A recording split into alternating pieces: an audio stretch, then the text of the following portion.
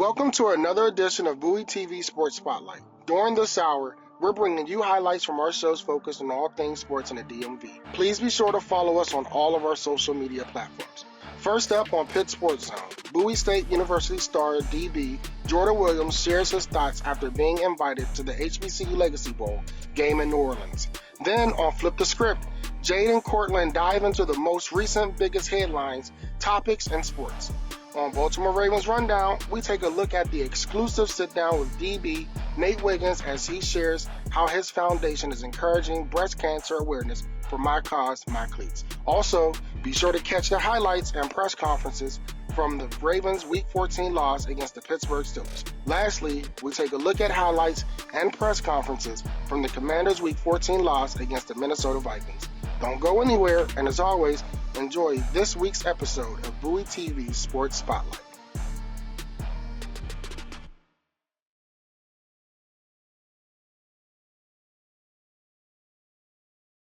What's going on, everybody? You already know what it is. It's early. We're going to be here all day. It's going on, man. I'm your host, Pitts and Push Sports Talk Radio, Bowie TV, Pitt Sports Zone, coming to you with another one.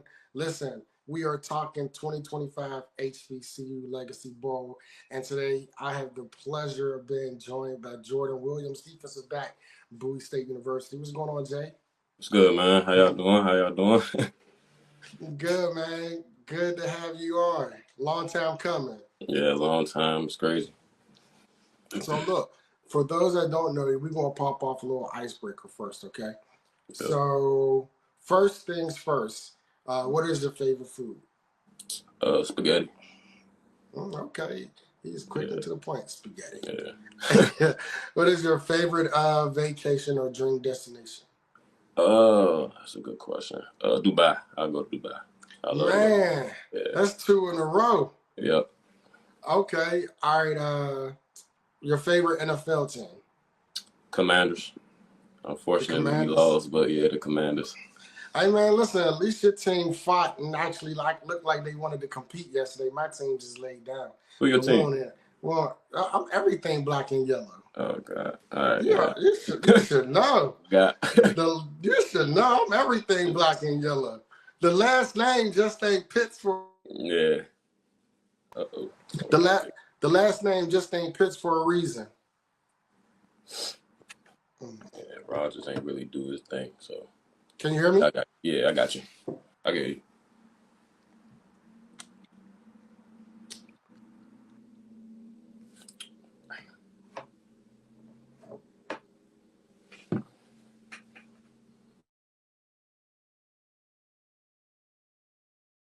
Apologize, Jay, for the technical difficulties.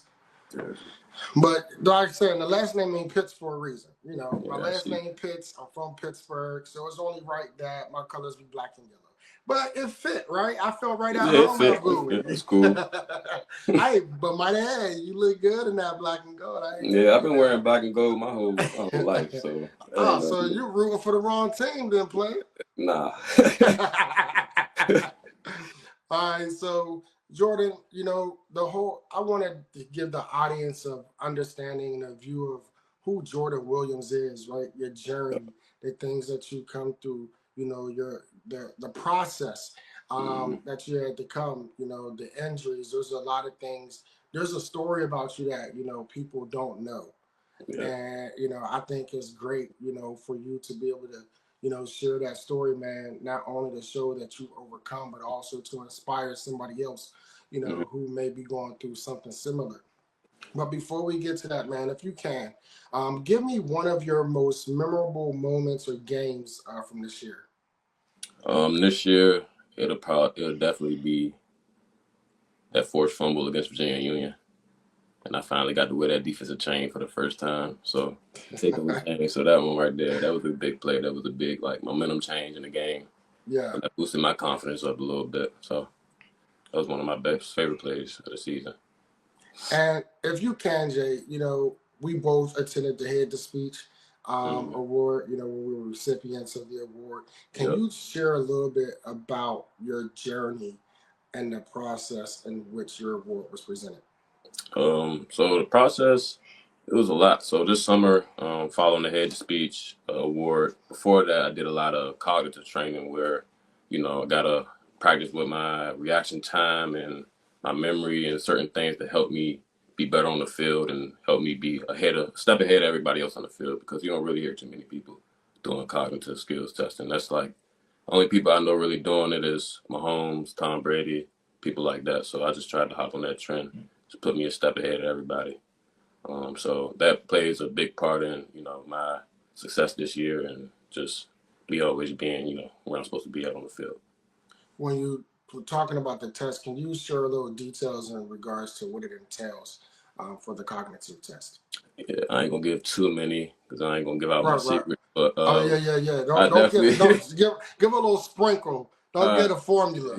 I'll say it'll flash up it'll be a screen, right? And it'll flash four different shapes, and it'll be like the four shapes are four different colors. It'll flash it on there 5 times, and there'll be a blank screen. Then it'll show another sequence, different shapes and colors. Then you have to remember the shape and colors from the first sequence. So it's like certain things you got to stay engaged and stay focused during the training. Absolutely. And, something that I shared yesterday, with Jaden, that I shared with you as well, is that the crazy thing that comes full circle, we spoke a little off camera about, is the fact that, when I started everything, you guys were freshmen. So it's crazy. I feel like we've all grown together, grown up and, watched the growth, within each other, man. I just Yep. want to say, for me, I appreciate you for always, being accessible, being open to the idea, being open to the presence, and just believing in that at no given moment were my intentions to deter or tear down. So I appreciate you for always being accessible, and always just the appreciation the love that you show. I appreciate it. I appreciate you too, because it goes a long way when you have people who always trying to share like the HBCU culture with everybody. Because Bowie, sometimes we don't get that audience that everybody else gets. So for you to come out there and just start fresh with us and build with us and end up in the same spot at the end of our career is crazy. So I appreciate you. I appreciate you too. I can't wait to New Orleans. It's just gonna be Yeah, like that's the gonna be it. icing on the cake. Yeah, that's like a reunion right there. Man, I Yeah. cannot wait. It's gonna be like the icing on the cake in New Orleans. Most people don't know, like Tyler Thomas, he got selected for Morgan State Bears. I actually played Little League with him for a few years, and then his big brother played high school with my big brother. So, like, it's a lot of full circle moments coming around. Absolutely, man. I definitely want to give a shout out to Gerard Hines. He said, on behalf of the Symphony of Soul, we are proud of you, Jordan. I appreciate you. Hey, they play a big part in my game because when that band crank up, yeah, that get me going every game. That get me going, especially going down for kickoff. That's why I make half the tackle. So appreciate that. Hey, shit, man. Shout out to the Symphony of Soul. Yeah, shout out to them for real. And so what we want to do, right, Jay? We want to do it's broken down into 7 categories, right? Gotcha. First category is the whole process of the selection experience. How did it feel when you got that call or that message letting you know that you were invited to the HBCU Legacy Bowl? So I actually got it on my birthday. What a birthday present, man. On my birthday. So I'm like, and this is one of those situations where, I had to be patient. It was kind of stressful and stuff. I'm like, all right, everybody can pick. So I had to stay down, say prayers. And I said a prayer that night. I'm like, yeah, if it's for me, then let it be for me. If it's not, give me a sign. And then the next day, 10:57 p.m., got the invite. And yeah, it was from there. It was just excitement and almost a little bit of tears. But it's still like unbelievable to me. But sometimes you gotta realize, all the work you put in and all the things you put forth towards it. So absolutely, man. And yet, you definitely earned it. It's well deserved and well earned. It's not a given award, and it's not for the weak. And you put in the work, year in, year out. Every time your number was called, regardless whether it was special teams or defense, you've always managed to answer the call. Not only that, you're a very you're a spoken leader. I look at, it's funny because sometimes I look at you and Jaden, like you guys, you don't say much, but your volume is loud. Mm-hmm. You know what I mean? Like you Yep. don't gotta say too much. Your presence and your aura speaks for it. Yep. Yep. When you talk about your journey in the background, can you share a bit about your journey, your college football career, and what motivated you to pursue this path? The motivation started before college.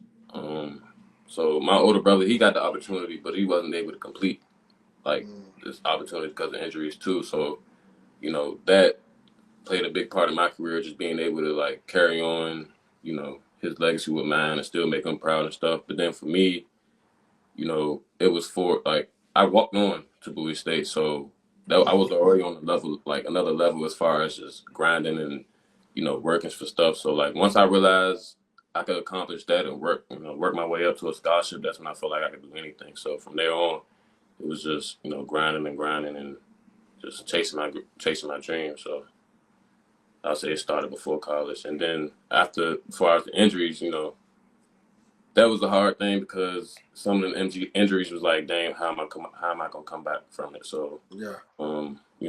Just a lot of prayer took me a long way.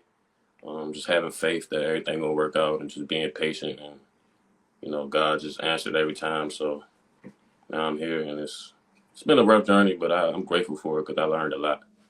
Absolutely, man. And when you talk about the journey, a lot of the times, I haven't met someone whose journey, didn't have the bumps and the curves in the road. And, when you share the fact that, you were a walk on at first, that speaks volumes to your work ethic, your dedication, your commitment, right?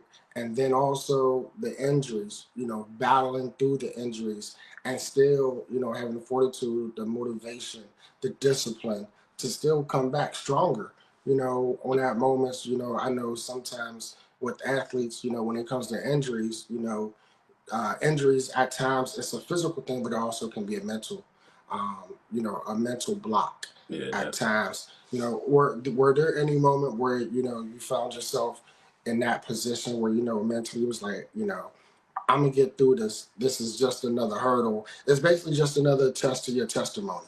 Yeah, I'll say when I had that concussion last season because that was before that season I fractured my shoulder and certain things like that. So, I felt like I overcame that, had one of my best seasons that year, and then second game to the last had a concussion. So right there, that was when I had that moment. Like, I was second thinking things, but I'm like, I've been through this before. Like I started looking at other people, other athletes. They, have either rougher stories than me. So I'm like, if they could do it, I could do it. So.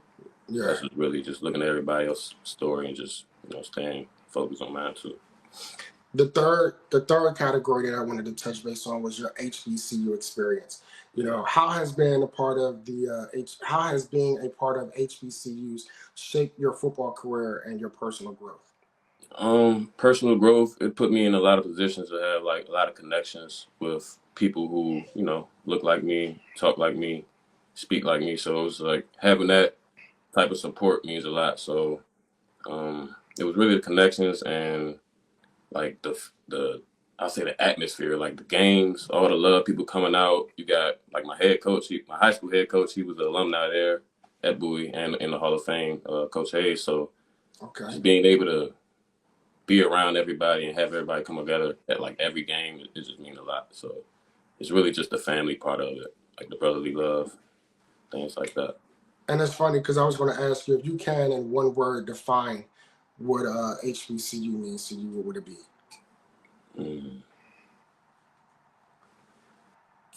That's a good question. You might got me right there.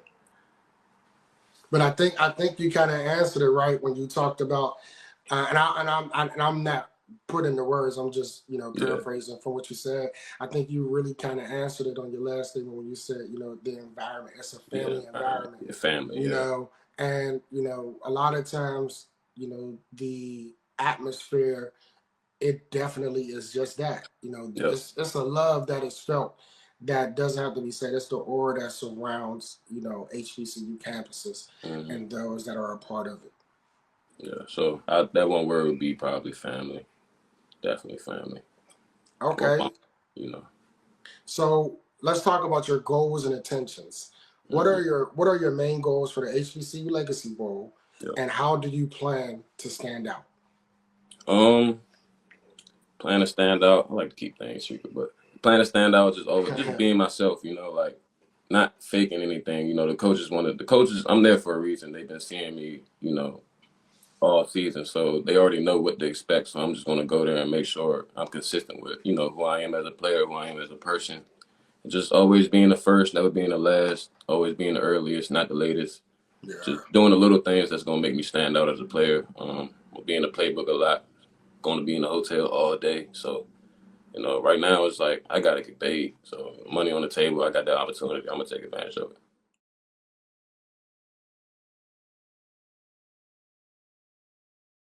What's good, y'all? So welcome back to another episode of Flip the Script podcast with your hosts, Courtland and Jay Griffin, where we bring you everything sports and pop culture related. It's been an eventful week. We've been really busy doing some things on the professional side, but we're bringing you guys another episode. Did you miss us?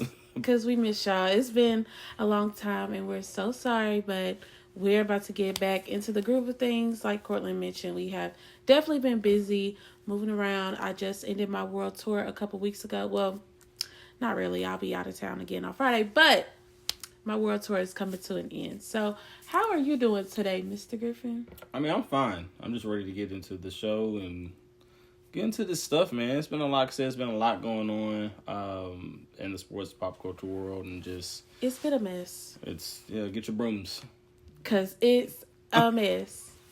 If anybody can get that reference, send you a Coca-Cola. But as you guys know, first things we like to do is set the scene. So first things first, Pat Bev. Hot topic this week. There's a lot of things going on with Pat Bev in his life, of course. As y'all know, like Pat Bev, or some of y'all may know, Pat Bev has his own podcast. It's him, it's Jason Williams. It's like the new media craze. Everybody knows, like, every athlete at some point is either hopping in front of a camera and has a mic. Mm-hmm. All of them don't need one, but all of them have one. Exactly. Shout out to the ones that are good at it. But Pat Bev and Jason Williams made some controversial topics about one Klay Thompson and one Meg the Stallion. As y'all know, Klay Thompson and Meg the Stallion have popped out. Mm-hmm. And are now in a relationship and, flourishing, and shout out to them. They look happy. They look healthy. Yeah. But people have a lot to say about it, A lot of things I've been seeing is like, oh, he's not been on his game recently. Right. Like, he's been doing terrible and it's all her fault. And that's pretty much what leads us into Pat Beverly. Right. And this being a big situation and Klay Thompson clapping back. So Portland, like, we both actually watched the clip and we have a difference of opinion. So Pat Bev, I think Klay Thompson, Klay, if y'all watch this, Meg, if y'all watch this, if I took this out of context, Pat Bev, if I took this out of context, please correct this.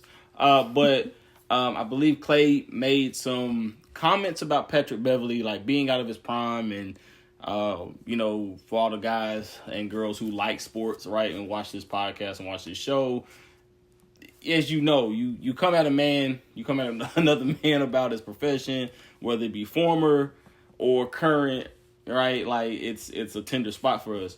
And so I think Klay kind of went at him with, some comments about, him being out of his prime and, some other things about his playing days. And Pat Bev took offense to that. And he just kind of went back at Klay from the clip I watched. Where people are getting mixed up is Jason Williams, who's another former NBA player, mm-hmm. and also happens to be Caucasian, right? Which he mentioned in the clip, right? And mm-hmm. he was like, growing up in West Virginia, listening to older Caucasian, folks. Basically talking about Klay Thompson and his relationship. He basically made it like what would we call it? Like a colloquial, like, reference. to That's like a nice way it to takes put it. one. All it takes is one female body part to drag a warship across a desert. Now, the way I took that is, I've heard many times, I'm pretty sure you all have heard many times, that many wars have been started over a woman, right? I didn't take it as him calling Meg a P word. I did. I did. But I did. Klay Thompson took offense to that. And so he was like, man, y'all got to do better.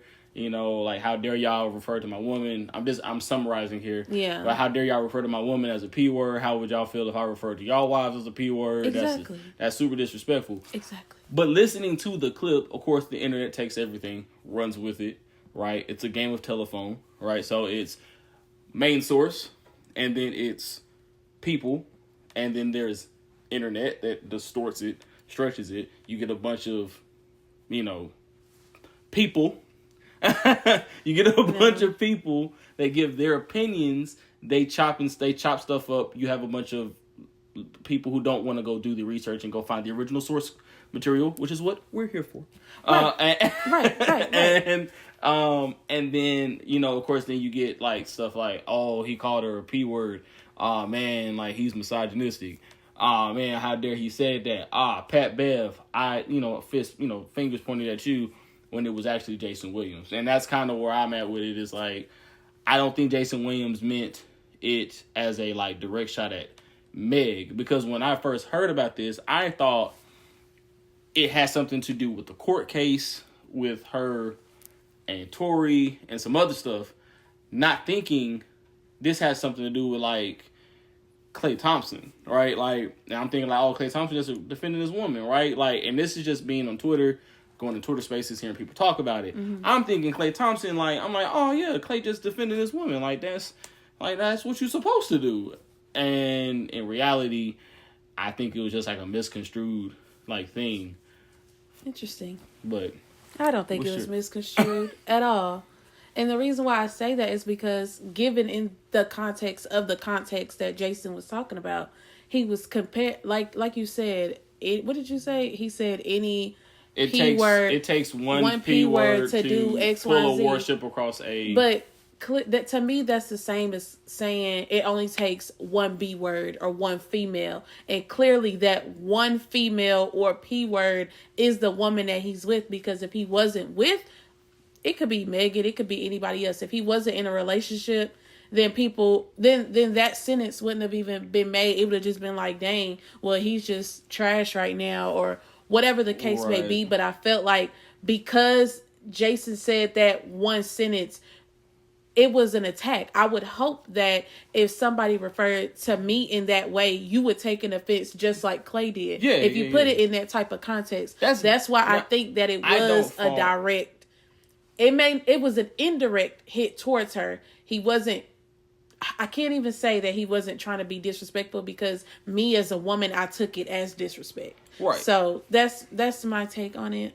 And again, I would hope that if the shoe was on the other foot, if somebody was referring about that, and the only female they would be talking about is me. I'm not mad at Klay approaching it the way that he did. Same way with Steph and his wife. Yeah. With Killer Mike. Not mad at a grown man taking control of the situation and saying hey man. What about Will Smith?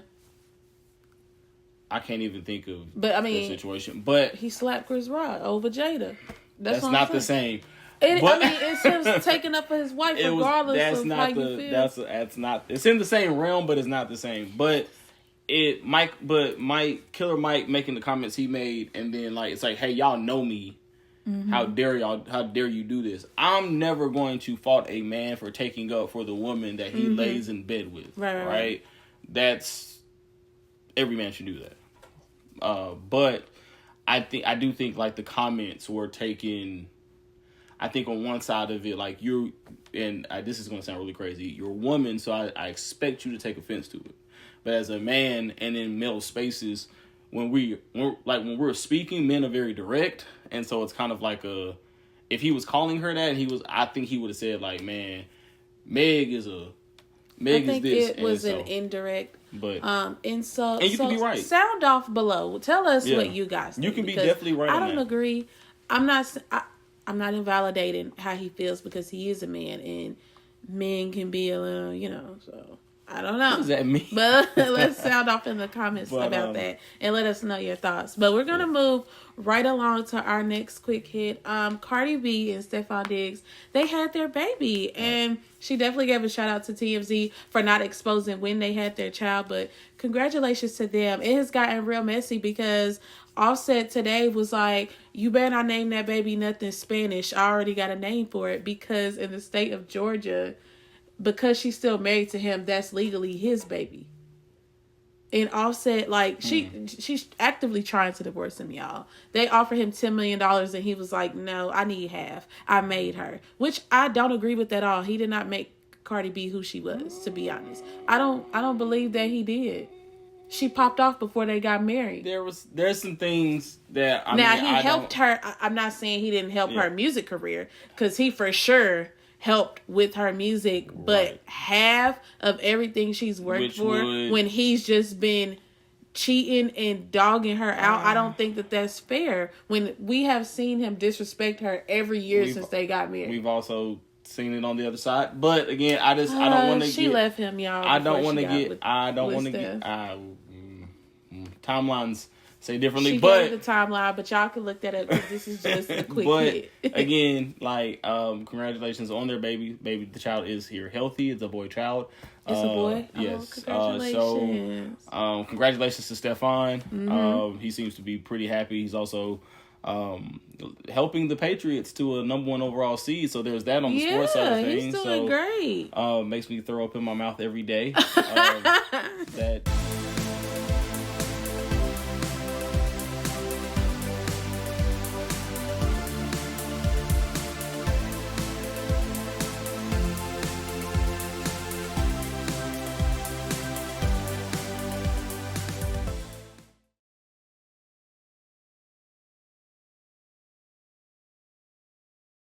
Baltimore Ravens cornerback Nate Wiggins and his Wigs Worldwide Foundation has partnered with Novartis during My Cause, My Cleats to drive awareness and education around early detection and breast cancer. In this edition of Under the Helmet, we sit down with Nate to learn more about this partnership and why this cause means so much to him. Hi, how are you? I'm doing good. How you doing? I'm doing good. Thanks for joining me a day after a game. So I know you're probably a little tired, but glad to have you and to have an opportunity to talk to you about. Thank you for having me. You're welcome. So let's just first dive right in. I want to just start with, if you could tell us a little bit more about the Wigs Worldwide Foundation. I know you have that. It's like coming in as a rookie, and I think it's great that as soon as you enter the NFL, you had a focus on making sure that you were giving back. Yeah, my Wigs World Foundation, it means a lot to me.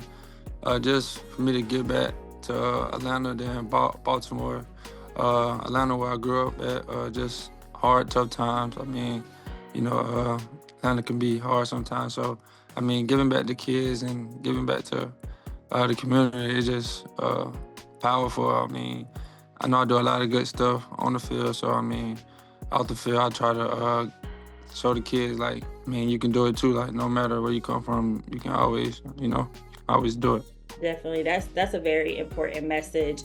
And I know within that you have the Wigs for Warriors, and you've done some breast cancer awareness throughout your career. I know you've teamed up with the Ravens to do pampering and a VIP tour of the facility. So tell us more about the Wigs for Warriors campaign. Yeah, I'm proud that I started the Wigs Warriors. It's really just helping support and empower women that's going through cancer, and really just screening and helping women like early detect towards proactive health decisions. Like I think if you get the early screening and early notice that you have cancer, you got a true chance. So yeah. Yeah, that's right. Just knowing some people that I know who have breast cancer, they got detected early, and that kind of helps their chances of being able to overcome that.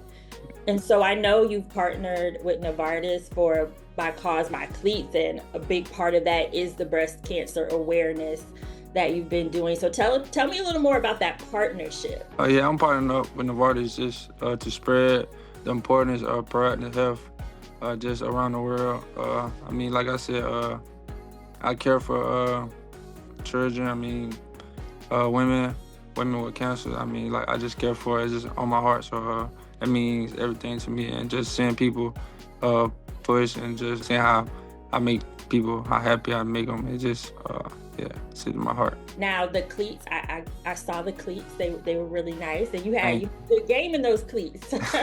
Thank you. So just tell me a little bit about the design of those cleats. Did you have an artist work on those? KB Customs. He do all my cleats. Oh. He home in my hometown. So I mean, it was just colorful cleats. I mean, my style I like to dress, I like to look good. So I just told him make sure he just put the Wiz logo on them and just put a lot of colors on them just for like kids. I know kids like to draw, so I mean I just told him just put a lot of colors on them, make it look good. So you let him kind of do his own thing. You gave him a little bit of direction, but allowed him to have his own inspiration. Now, Nate, I know you talked about like the early detection and the early screenings. What other messages do you have around breast cancer and just that early detection and making sure that you stay on top of it? Because clearly you're doing this because you want to make a difference. Like I said, just make sure you get the critical screening early detection, just so you can overcome. If you always need, like if you need help, my foundation here, we here to help. If you got any questions, I got my website on my Instagram page. So. Now, is there any personal connection to the cause of breast cancer for you? Like, how did this become a cause that you wanted to rally around? Personally, I don't have nobody in my family with cancer, but just seeing growing up, family, friends, stuff like that. So I mean, it just plays a big part in America. So that I just wanted to focus on like one of the main parts in America. Have you had, just like I said, any feedback from what you have done around breast cancer, because you have interacted with individuals who have breast cancer? Like I said, you've done events for them. I mean, have you gotten any feedback on just what that has meant to them and just being able to have you rally for that cause with them? I did 2 Wiz Warriors events in a stadium, and I was getting compliments like every day, like people coming up to me when I was there, like they don't know how happy they is. I mean everything to them. They don't like, it was just smiles all over the place, and it felt amazing to me. Now, you did the My Cause, My Cleats.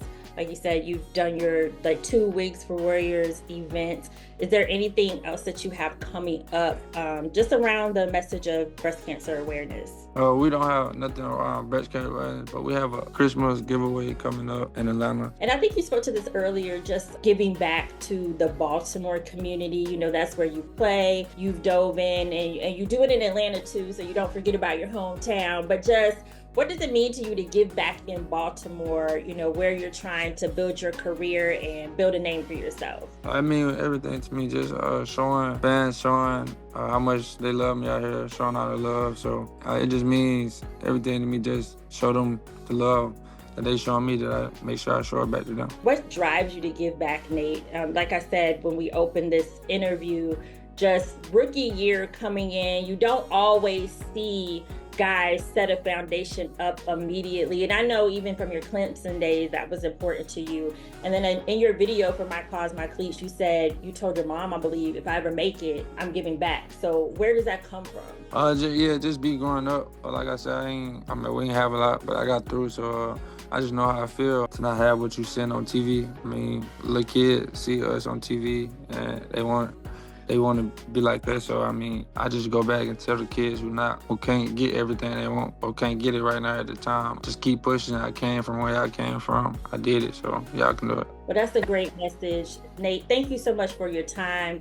I know people appreciate what you're doing in the community, especially around breast cancer. That's a very important message, a very important cause, especially in the African-American community. So appreciate you and thank you for your time and just talking to us about that. Thank you for having me. This is Karita Parks with Bowie TV. The Baltimore Ravens came into this divisional matchup with the Pittsburgh Steelers, knowing that the AFC North was on the line. It was the Steelers who walked away with the 27-22 victory and the number 1 spot in the division. There were 2 unfortunate incidents that led up to the Ravens just not being able to make a comeback. First and foremost, Teddy Buchanan, he looked like he had an interception, but the refs overturned that decision and said that Aaron Rodgers held on to the ball. John Harbaugh, he didn't agree with that. Additionally, it looked like Isaiah Likely had a touchdown, but the refs also overturned that, saying that he lost control of the ball. That Isaiah Likely touchdown would have been huge, but after the game, Likely said you just have to go with what the refs say. They made a call, got to live with what the refs say at the end of the day. Lamar Jackson, who usually does his post-game interviews in the press conference room, he did it in the locker room today. You could tell that he was visibly frustrated at his locker talking to John Harbaugh for quite a while. Jackson said that it's frustrating and he's surprised that the team is where it's at. Yeah, I can say that. We got no addition. We got D-Hop, guys like that on our team. So I don't think he came over here for us to be in this situation. We know for winning, man, but I feel like it's just an adversity game, man. Right here, like, at this point of the season, we got to just keep fighting and just keep God first. All season, the offensive players have said execution has been an issue, and they really haven't been able to fully solve it. I spoke to Rashad Bateman to find out what the disconnect is. I just think we all got to do our job at the end of the day. I think all 11 people involved, all players on the field, whoever's making the offense go, at that point, we just all got to be on the same page when that ball is snapped. The Ravens are in the midst of a tough stretch. They had the Bengals on Thanksgiving, followed by the Steelers, and now they travel to Cincinnati for another divisional matchup.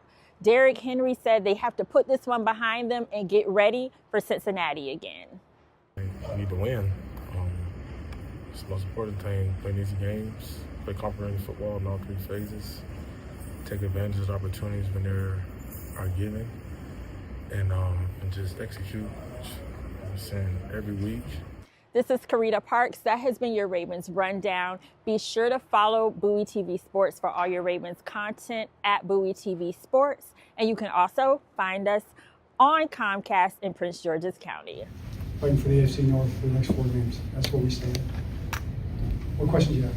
John, on the replay, it looked like Isaiah had gotten 2 feet down. What was the explanation that was on the sideline? Yeah, the explanation was the 3rd foot didn't get down before the ball came out. That's what they said.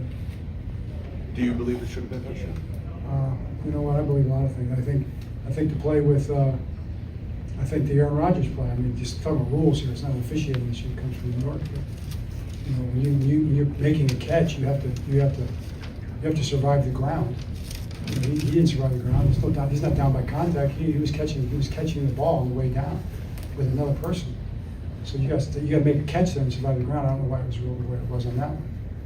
So all those things, I'm sure they'll explain to us. But they had plenty of time to look at it. And they're the ones who are the experts on the rules. So that's how it works. How was the Rodgers play explained to you that he was just down with possession of the ball? John, what did you see on the Travis Jones penalty on the field goal that gave them the first? I didn't see head and neck contact. That's what I did not see. So you need to have head and neck area contact there. And it's got to be forceful, contact. I didn't see no contact. I didn't see any contact myself. John, how do you talk to the players when, in a game where you feel like some calls might not have gone your way. How do you address and kind of take this loss and try to explain that to you and your players? Yeah, I mean, the players don't, they know. They've been in the NFL, they know how this stuff works, and I tell them basically we don't make any excuses, we don't point any fingers. That's not what we do. We never have. We walk out here with our chest out and our chin up, and we look to the next game. We are fighting still for everything that we want to accomplish. So it's tough. It's been a tough, challenging road for sure. But that's where we're at. We will keep fighting, and we believe we can get it done. John, from that last drive of the second quarter to almost the end of the game, is that kind of the Lamar that you're familiar with seeing from sort of the competitive level? I thought Lamar played really well. Yeah, to your point, yes. I mean, I thought he played really well. It was what we've come to expect and how he plays. And I always have so much respect for him and the way he plays and the way he fights and competes and everything else out there. When the game's starting, the lights come out. There's nobody you'd rather have. John, on the touchdown they scored in the second half, where Warren just goes down the sideline, what broke down there? Yeah, that was a lot of breakdowns. A lot of misunderstandings, I guess you'd say. Guys, we didn't quite we weren't on the same page with assignments and things like that. That was one of our worst plays. A likely touchdown. Do you think that was a touchdown? I believe so. I thought it was. Defense on, taking step. I just kept punching at the ball. So like I said, More emotionally, where you guys go from think it's a likely touchdown to obviously the drive continues, but it ends up being a turnover down. Just what kind of swing is that for this in that game? I believe we probably had like one timeout. My defense had to get back out on the field, stop those guys. We wanted to do a touchdown, but unfortunately it wasn't. So we just tried to do what we could. We got a ball down the field, points in the door. It's probably like one time out of the club. Lamar, is it surprising at this point that a lot of people got to get on the same page, got to get going in the same direction, but it's December and with all the talent and so many guys back, is it surprising to you that that's the case? Yeah, I can say that. We got more additions. We got D-Hop, guys like that on our team. I don't think he came over here for us to be in this situation. We known for winning, man, but I feel like it's just an adversity game, man. Like, at this point of the season, we got to just keep fighting and just keep God first. Lamar, where would you say this team is at right now? After this game, obviously dropped out of first place. Where are you guys at right now? We still got, how many games left? 4 more. 4 games left. We still turning around. Big loss on, like I said, divisional opponent. It was a tough loss at that. I feel like we could have put more points on the board, but unfortunately we didn't. Lamar, I ran out of those guys with this. Lamar, we saw you over in the corner there. How would you just kind of describe your level of frustration at this point? Through the roof. We shouldn't feel like Thanksgiving game. We should have lost that game, turned over, unfortunately, but it's what it is, like, I don't know what happened.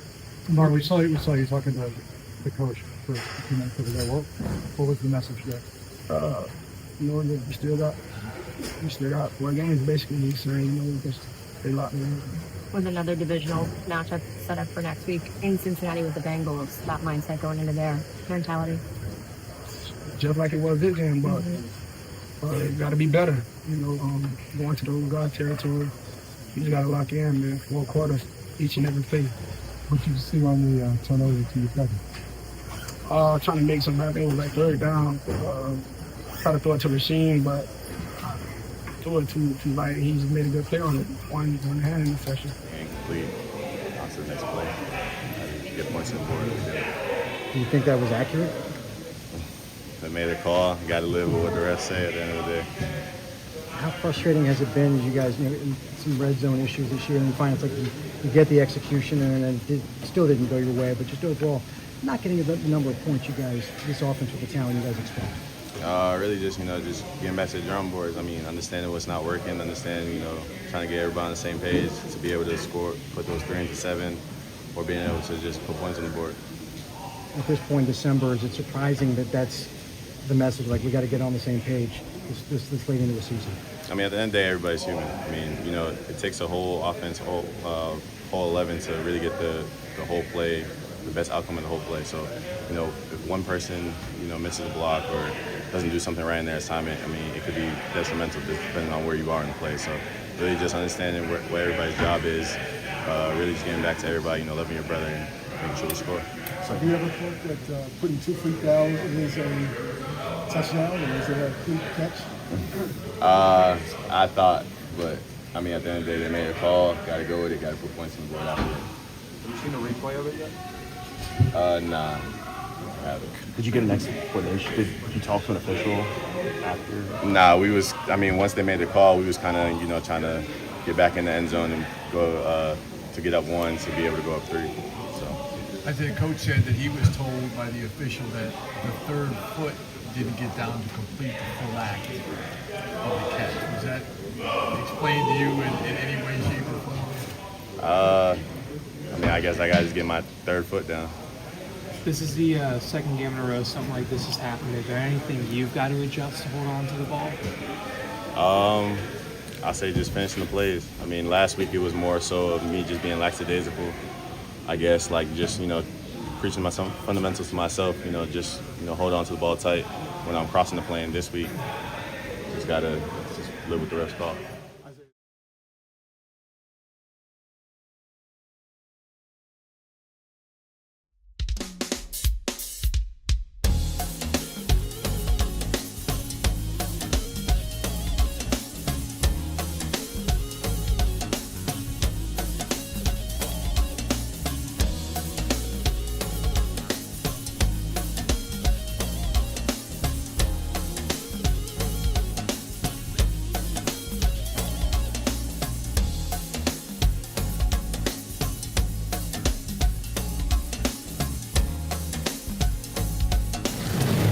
Oftentimes you stand here after a loss, you try to find, you know, the something good that you wanted to point to, as hard as that is. But tonight, honestly, I don't.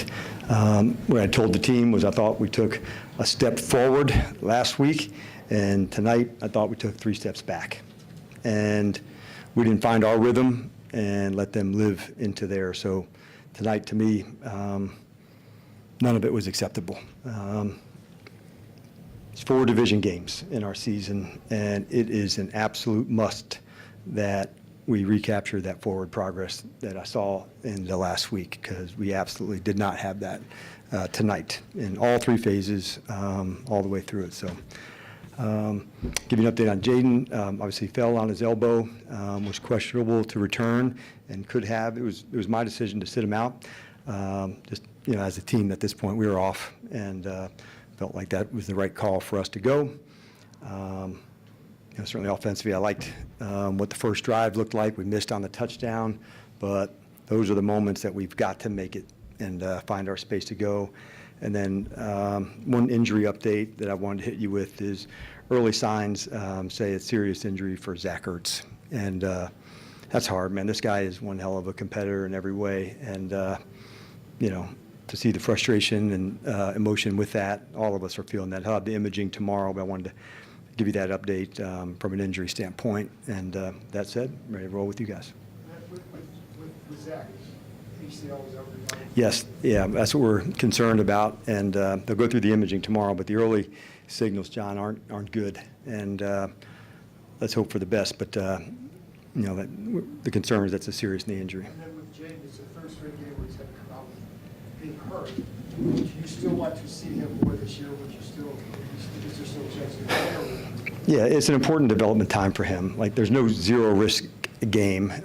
We try to manage that. But for the development point of it, it's important. It was my decision to sit him. I just felt we didn't hit our space to be close like we wanted to be. I thought he had a really good, you know, 2 weeks really practice, John. And so having the guys come back, I felt like, all right, this is another chance to take another step forward.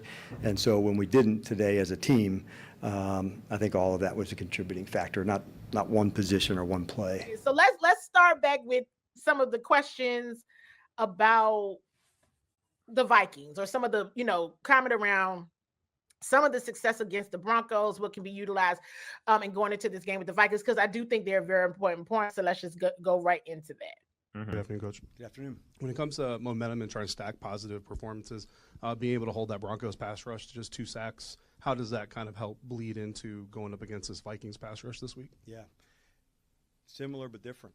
And on the edges, I thought that was a nice job by Josh, and probably maybe his best game as a commander. And I'd kind of joked with him earlier. I said, like, look, it's hard to know like how you're improving right now. I said a year ago, man, you're fired up to play Indiana or Ohio State, and like, yeah, I can block that guy. And then now you're blocking guys every week that are like, man, this dude is really good. And all of a sudden, like, your skills keep improving. So you see that jump take place with a lot of the first and second year players, because their confidence is gaining, they're getting momentum, and so not comparing yourself to Laramie, but like, am I improving? And I think that's an important piece for a young player, and you do gain confidence in that. And our whole game sometimes is comparison, this versus this and this versus this. But sometimes, like, am I improving? Am I getting better? And so I was super pumped to see him do that.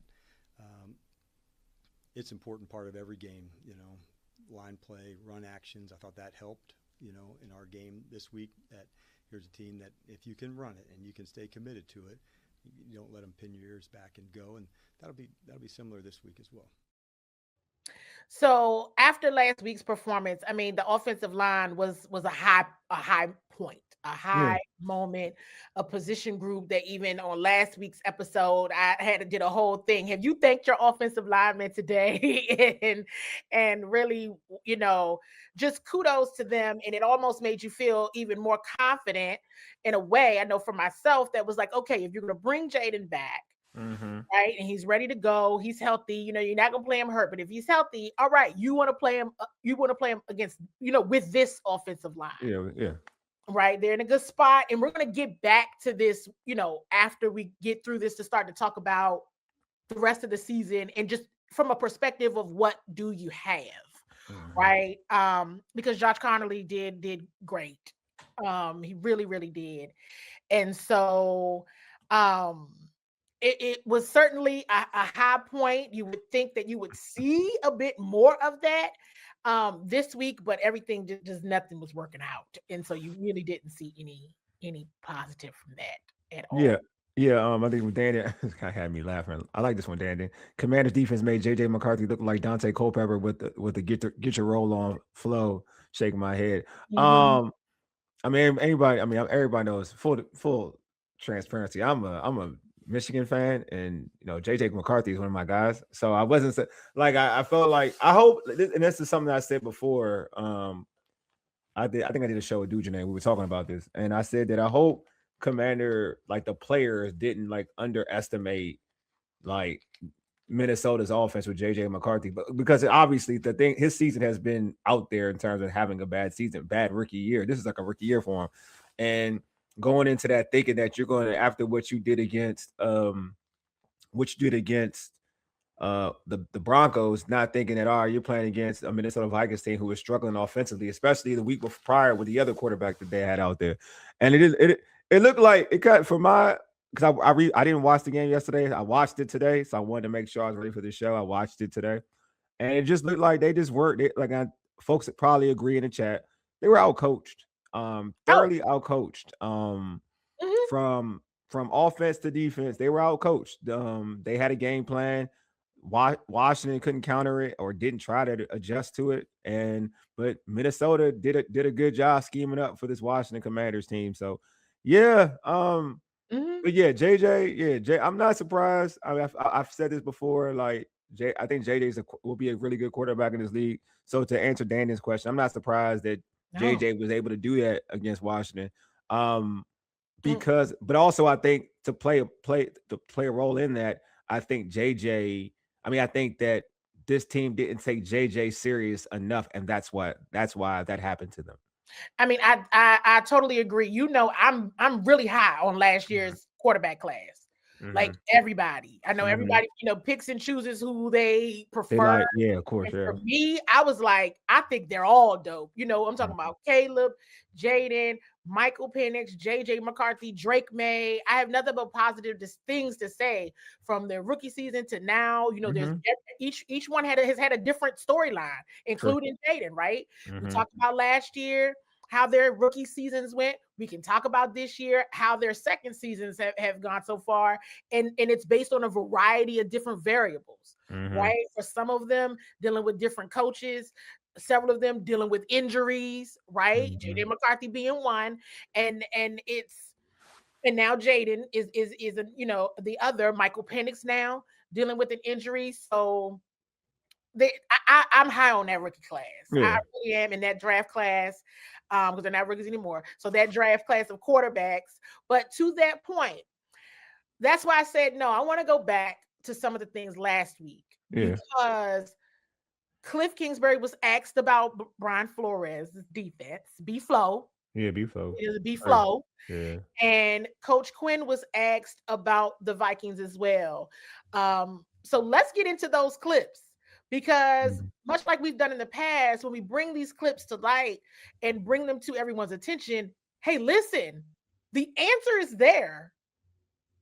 They say the answer. So that way, when you see it on Sunday, because I immediately saw it, I said, oh my gosh, they're getting out coached. They know their whole playbook. They knew it. They knew it. They knew it. I mean, they knew it. And so, yeah. Let's go into this one when Cliff Kingsbury was asked about Brian Flores' defense. Hey, Coach. What makes a Brian Flores-led defense so difficult to go up against?